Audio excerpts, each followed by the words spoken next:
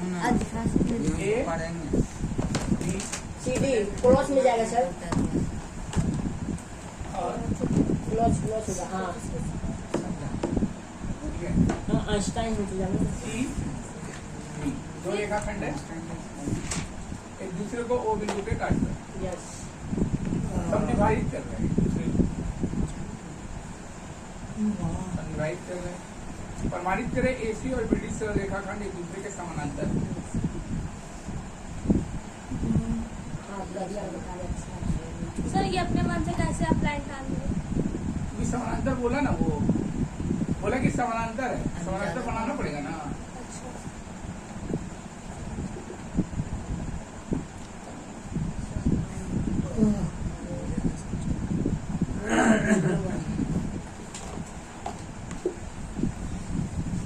अच्छा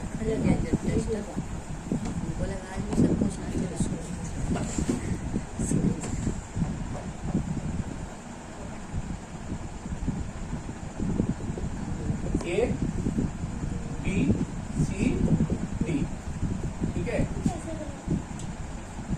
इसमें मेरा क्वेश्चन में क्या क्या दिया है, हम लोग जैसे अलजेब्रा वाला सवाल में क्या करते हैं, जो दिया पहले क्लियर कर देते हैं।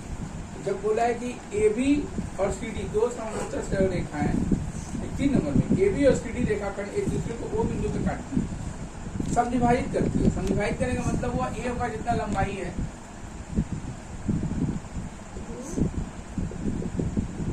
प्रश्नानुसार क्या दिया हुआ है, ए ओ बराबर बी ओ बी यस और तथा सी ओ बराबर डी ओ। डी। प्रश्न में इतना डिक्लियर, क्या क्या बोला है, समविभाजित करने का मतलब ये और ये दोनों एक दूसरे को काटेगा, आधा आधा में बढ़ जाएगा। प्रमाणित करें एसी और बीडी सरल रेखाखंड एक दूसरे के समानांतर है। एसी और बीडी एक दूसरे के समानांतर है, कैसे साबित होगा? समानांतर साबित करने के लिए हमको ये कोण बराबर करेंगे और ये कोण बराबर कर देंगे, तो इसे साबित हो जाएगा कि ये जो रेखा है वो समानांतर है। दोनों में से किसी एक जोड़ा को कंप्लीट करेंगे, चाहे ये जोड़ा चाहे ये जोड़ा, तो उसको साबित करना है। तो यहाँ लिख देंगे, सिद्ध करना है कि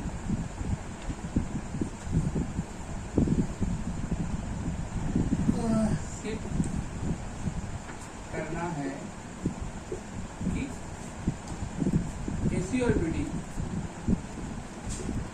एसी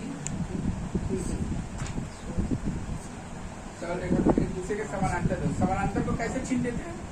इसको समानांतर का चिन्ह बोलते हैं। दो लोग खड़ी पाई 11 का चिन्ह, जो 11 लिखा हुआ ना, 2 लाइन लंबा लंबा, समानांतर बोलते हैं। तो एसी समानांतर बीडी समानांतर। एबीसीडी चतुर्भुज किस प्रकार का चतुर्भुज है? ये पहला क्वेश्चन है, सिद्ध करना है।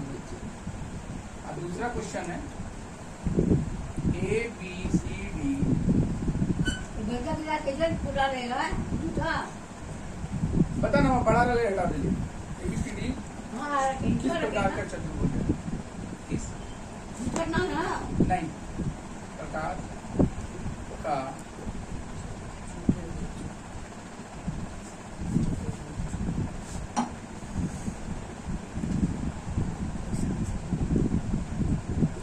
चतुर्भुज। यहाँ तक किसी को कोई दिक्कत, कोई क्वेरी है? यहाँ तक क्लियर है? आगे बढ़ते हैं, अब सॉल्व करते हैं।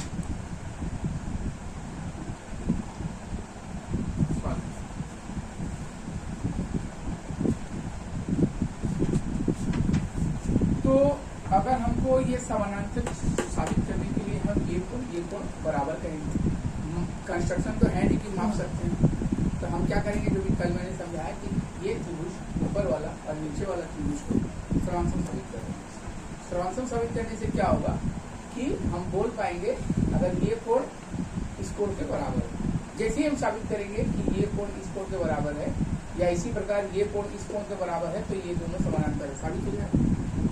सर्वांशम साबित करने के बाद ही बोल सकते हैं, इसको पहले नहीं बोल सकते। सर्वांशम साबित कर देंगे। सर्वांशम साबित करने के बाद फिर बोला है कि किस तरह का चतुर्भुज है, उसके लिए भी एक लाइन लिखेंगे और वो क्लियर हो जाएगा। ठीक है, तो यहाँ पर हम लोग एडी और BC को मिला देंगे, वो भी लिखी दो रचना में, क्योंकि ये तो मिलाने के लिए बोला नहीं था, मिला देंगे। तो बुक में नहीं दिया हुआ, मला से चीज दे रहे रचना AD और CB को मिला दिए, AD और CB को मिलाकर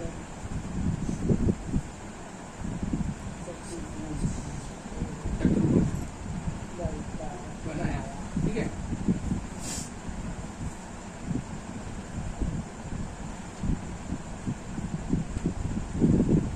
इसमें और भी बहुत कुछ लिखा जाता है कि यहाँ तो मैंने क्लियर कर ही दिया ना, ये उच्च यहाँ पे प्रश्न उचारा दिया हुआ था, यहाँ पे तुम डिक्लेयर कर सकते थे कि ABCD में AB और CD खींचा, वो तो थ्योरम में लिखते हैं, राइटर में आप डायरेक्ट लिख सकते हो, कोई दिक्कत नहीं, थ्योरम में उसका बना के लिखना पड़ता है, यहाँ पे आप डायरेक्ट लिख दीजिए, उतना लिख दिया काफी है। ठीक है, चलो फिर आगे सॉल्व करते हैं धीरे धीरे। त्रिभुज AOC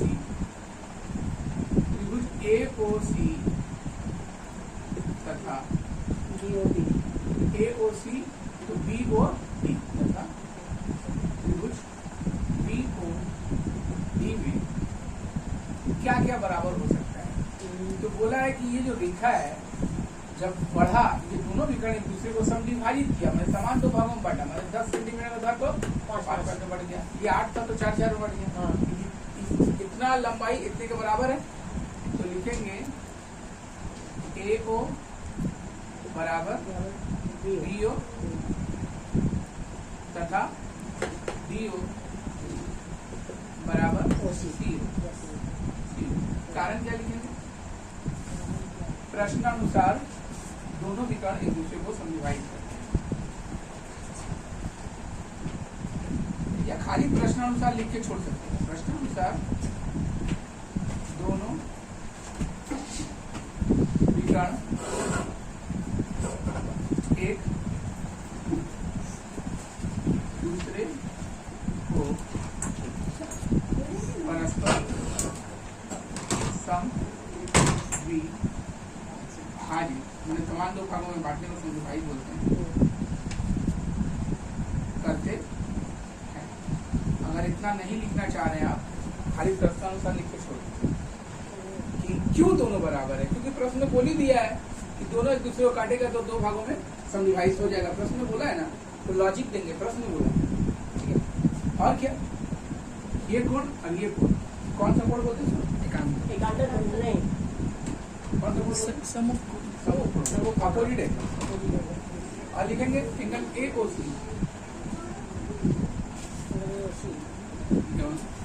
angle AOC equal to AOC, ये वाला ले लिए, आगे कैसे गया, कैसे जाएगा? BOD, एंगल BOD इक्वल, कारण आपको, आप ज्योमेट्री सेक्शन कर रहे हैं, आपको हर जगह लॉजिक दे के लिखना पड़ेगा कि मेरा ये कोण बराबर क्यों है, क्योंकि नियम है सम्मुख कोण हमेशा बराबर होता है, इधर जितना कोण होगा इधर भी उतना ही कोण होगा। मैंने पहले भी बताया कि दो रेखा एक दूसरे को काटती है तो अपोजिट कोण बराबर होता है, इधर अगर 20 डिग्री है तो इधर भी समझ में आएगा। इसको कौन सा कोण बोलते हैं? सम्मुख कोण बोलते हैं, राइट। अपोजिट एंगल, आप ब्रैकेट में क्या लिखिएगा? सीधे से खाली सम्मुख कोण बस। क्लियर? अब आगे तो मेरा 3 शर्त पूरा हुआ, तीन फार्मूला है सर्वांकन का। अब बताइए कौन सा फार्मूला सेटिस्फाई कर रहा है, कौन सा फार्मूला सेटिस्फाई हो रहा है? ट्रायंगल क्या है, जो नाम है वही देंगे, नाम चेंज नहीं करेंगे। AOC, त्रिभुज AOC सर्वांकन में S को सुला दी, और त्रिभुज BOD, त्रिभुज BOD सर्वांकन साबित हो गया। फार्मूला का लॉजिक क्या देंगे? कल मैंने 3 फार्मूला एक्सप्लेन किया था, कौन सा फार्मूला ये लगेगा? उसके बाद है सर साइड एंगल, उसके बाद है सर साइड एंगल, दो साइड हाँ, और एक तो एंगल, दो साइड और एक तो एंगल, दो भुजा एक कोण, राइट। साइड एंगल होगा ना, side angle side angle side सर्वांग बोला। साबित होगा। अब जो सर्वांग साबित किए हैं तो इससे हम साबित कर सकते हैं कि AOC ये वाला एंगल, ठीक है, पूरा ही ले लेते हैं ना, कंफ्यूज नहीं हो जाएगा सर। ठीक है, कुछ कैसे भी ले सकते हो। आधा करके OAC ये वाला एंगल ये एंगल के बराबर होगा। हाँ तो एंगल अगर हम बोले एंगल OAC या हम बोल सकते हैं कि BAC एंगल BAC एक ही हुआ कि अलग हुआ। हमको नहीं अगर हम समझ आया। OAC बोले और BAC बोले तो दोनों का मतलब एक हुआ कि अलग हुआ? एक हुआ। एक, ठीक है। तथा एंगल OBD या OBD के जगह हम सीधे पकड़ लिए ABD एंगल ABD। तो OBD या ABD बात एक हुआ कि अलग हुआ? एक एक हुआ। तो ये एंगल और ये एंगल दोनों बराबर होगा। तो ये तो इस पर उस पर लिखा, ऐसे आसपास में लिखना चाहिए बराबर, यहाँ बराबर का चिन्ह, इसको सामना सामने ऐसे लंबा करके लिखना, ठीक है ना। ठीक है ये वाला जो है इसके एकदम सामना सामने लंबा करके लिखना, ठीक। तो जब दोनों बराबर है तो हम बराबर क्यों बोल दिए? क्योंकि सर्वांग साबित कर दिए, सर्वांग साबित के हिसाब से बराबर हो गया।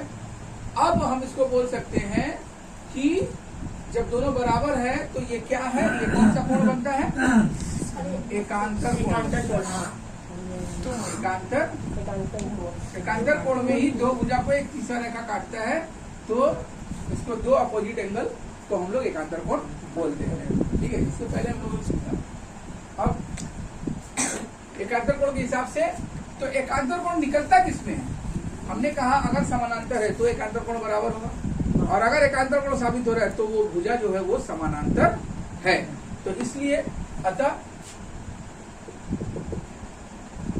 इसलिए अब हम बोल सकते हैं, हमको राइट मिल गया बोलने के लिए कि ये दोनों भुजा, ये भुजा AC भुजा और BD भुजा दोनों समानांतर। एकांतर साबित हुआ तो समानांतर बोल सकते हैं, समानांतर साबित हुआ तो एकांतर बोल सकते हैं, ठीक है।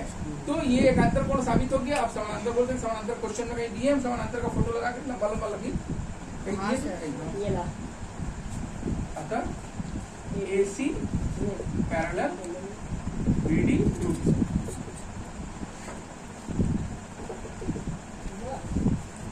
क्लियर। क्वेश्चन नंबर 1 तक सबको समझ में आ गया। हाँ, क्वेश्चन नंबर 2 में आते हैं। क्वेश्चन नंबर 2 में बोला है कि ये कौन सा चतुर्भुज बना, कौन सा चतुर्भुज बना। तो एक तो समानांतर चतुर्भुज तो दिख रहा है, लेकिन आपको पहले ये समझना पड़ेगा डेफिनेशन क्या है रेक्टेंगल का, आयत का डेफिनेशन क्या है, परिभाषा क्या, आयत किसे करते हैं, कोई बताएगा? चालू भुजा त्रिभुज समान होगा। दो जोड़े विपरीत भुजाओं की लंबाइयां बराबर होती हैं, नंबर 1। नंबर 2, प्रत्येक कोण 90 डिग्री का होता है। नंबर 3 विशेषता है कि दो विकर्ण जब एक दूसरे को काटते हैं तो उनकी लंबाइयां परस्पर बराबर होती हैं। मतलब ये अगर 10 सेंटीमीटर है तो ये भी 10 सेंटीमीटर। 10 सेंटीमीटर। ये 3 कंडीशन है। आज से 30 साल पहले जो किताब चलता था, इस साइज का किताब नहीं था, ये साइज का था, बस इसका आधा का इतना। मैथ का किताब जो बंगाल बोर्ड में चलता था, उसमें पीछे में ना सारा कॉन्सेप्ट का अलग से थ्योरम वाइज लिखा हुआ है। थ्योरम नंबर 1, थ्योरम नंबर 2 का सारा कॉन्सेप्ट का लिस्ट बना हुआ था, विशेषता बना था, आयत का क्या क्या विशेषता, वर्ग का क्या क्या विशेषता। और आपको ये चीज मिलेगा कॉम्पिटिटिव बुक में, जब आप कॉम्पिटिशन की तैयारी करिएगा उसमें वहाँ एक्सप्लेनेशन रहता है, वर्ग का क्या क्या विशेषता है, त्रिभुज का क्या है, ट्रॉम्बस का क्या विशेषता है, ठीक है। गूगल में तो खैर मिल ही जाएगा, कोई बात नहीं। तो हम लोग यहाँ साबित करेंगे कि दो विकर्ण की लंबाइयाँ बराबर है। दो विकर्ण की लंबाइयाँ किसमें? माइक नहीं लगा है? हाँ? माइक शाबाश। ये विकर्ण को बराबर साबित करने का चेष्टा करेंगे, क्योंकि विकर्ण केवल उनके बराबर होते हैं। समानांतर चतुर्भुज में क्या होता है ना, समानांतर चतुर्भुज, देखो समानांतर हो गया। आयत में दो जोड़ी विपरीत भुजाओं की लंबाइयां समानांतर होती है। एक जोड़ी ये, एक जोड़ी ये, ठीक है, या कोई भी एक भुजा तो समानांतर होगा ही होगा। और दूसरा नंबर प्रत्येक कोण 90 डिग्री का होगा। और तीसरा नंबर ये 10 सेंटीमीटर है तो ये भी 10 सेंटीमीटर। दोनों का विकर्ण की लंबाइयां परस्पर बराबर होगी। मैं यह साबित करूंगा कि दोनों विकर्ण की लंबाइयां परस्पर बराबर है। ठीक, तो कैसे आप साबित करिएगा दोनों बराबर है? ठीक है, अब ये दो त्रिभुज सर्वांगसम साबित हो गया ना। सर्वांगसम में हमको ये बताना है कि इसकी जितनी लंबाई है इसकी भी उतनी ही लंबाई। ये ऐसे हो।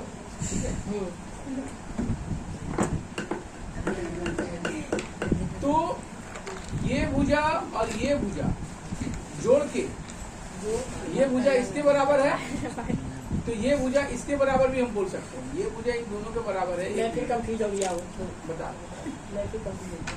कंफ्यूजन और आपको दिखा बढ़ जाएगा। ऐसे बनाएंगे कोई रहता 4 नंबर बनाएंगे अपने से। सर एक चीज आप बोले वो मैं समझ में अब इधर आ रहा, इधर आप बराबर, तो इधर कैसे बराबर जाता है? बिल्कुल नहीं समझ में आ रहा, इसमें ये सब है ना, यही बोलेगा। ठीक है, तो वही बनाएंगे।